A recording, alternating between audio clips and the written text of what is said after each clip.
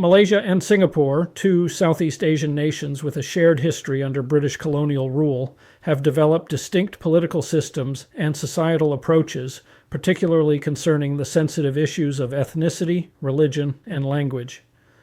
Malaysia, with its Malay Muslim majority, has adopted a model of separation and preferentialism, where public policies are designed to favor the Bumi Putera, Malays, and other indigenous peoples. This is enshrined in Article 153 of its constitution, which provides quotas and preferences for Malays in areas such as public service, university admissions, and business licenses. In contrast, Singapore, with its Chinese majority, has pursued a policy of integration and pragmatism.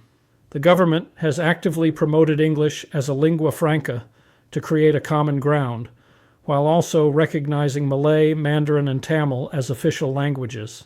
This approach aims to foster a shared national identity and avoid social unrest, although critics argue it has led to a form of Chinese privilege.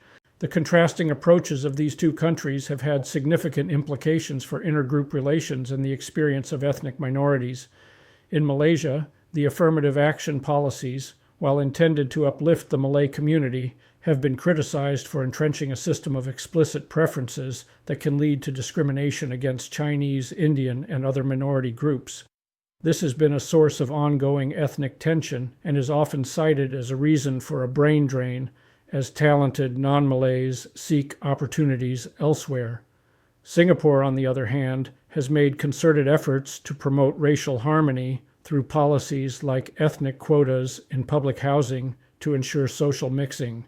However, even with these efforts, there are still complaints of subtle forms of discrimination and Chinese privilege that persist, highlighting the challenges of achieving true equality in a multi-ethnic society. Both countries have sedition laws in place to curb speech that could incite racial or religious conflict, reflecting a shared historical sensitivity to ethnic animosity. The political landscapes of both Malaysia and Singapore are shaped by influential figures and have been marked by issues of corruption. In Malaysia, leading political figures include Prime Minister Anwar Ibrahim and former Prime Minister Najib Razak, who was convicted in the massive 1MDB corruption scandal.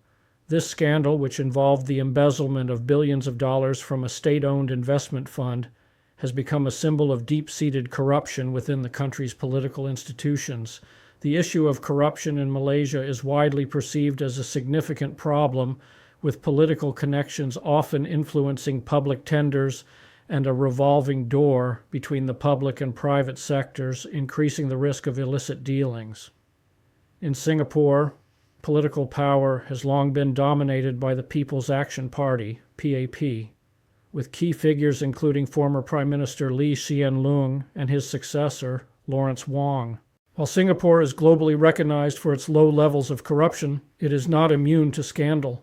Recent years have seen several high-profile cases, including corruption charges against a former minister and allegations of special treatment for cabinet members regarding property leases.